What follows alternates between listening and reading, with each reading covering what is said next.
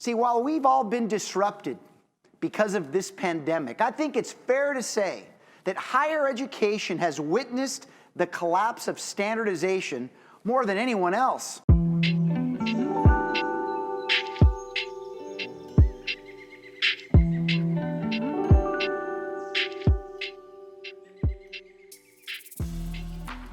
See, students have had to learn in new ways.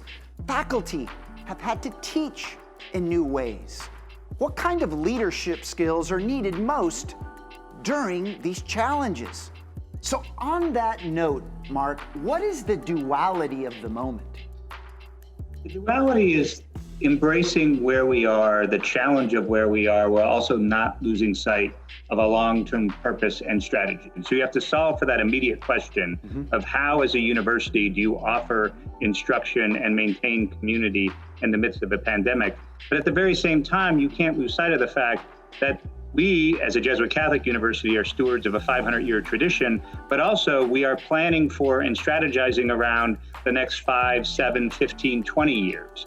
And so making sure that we are embracing the moment, addressing the moment, while also not losing sight of our long-term purpose and values is absolutely essential. The balance then becomes how, and this is the opportunity, I think, in this moment of time, how, while being true to your traditions, while being true to your values, in our case, being true to a sense that we are forming young men and women for with others, we also recognize the advantages and the opportunities that technology and scale offer us. Let's just jump right into this, David. What is the difference, David, between schooling and education? Schooling is just the routine of going to school every day.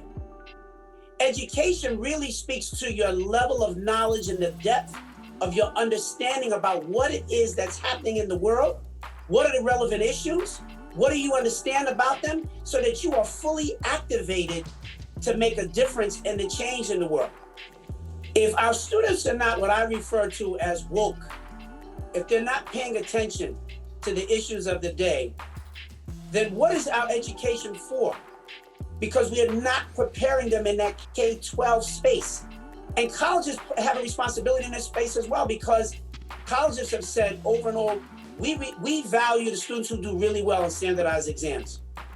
And standardized exams are not necessarily the true measure of intellectual curiosity, full-on ability, and the kinds of students that we should really be looking to bring on and to develop and to harness to make change in society.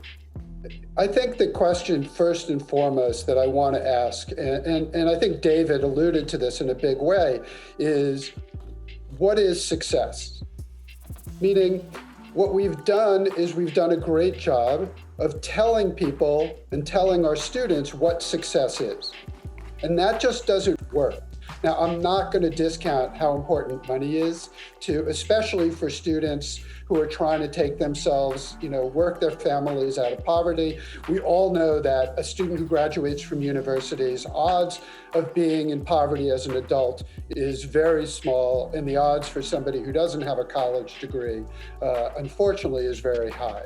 And I think that for diverse candidates, for diverse students, for first gen, we are just not understanding what it takes for them to succeed. We are just trying to get them to fit into the same model that we've been using for wealthy white men and women for 200 years.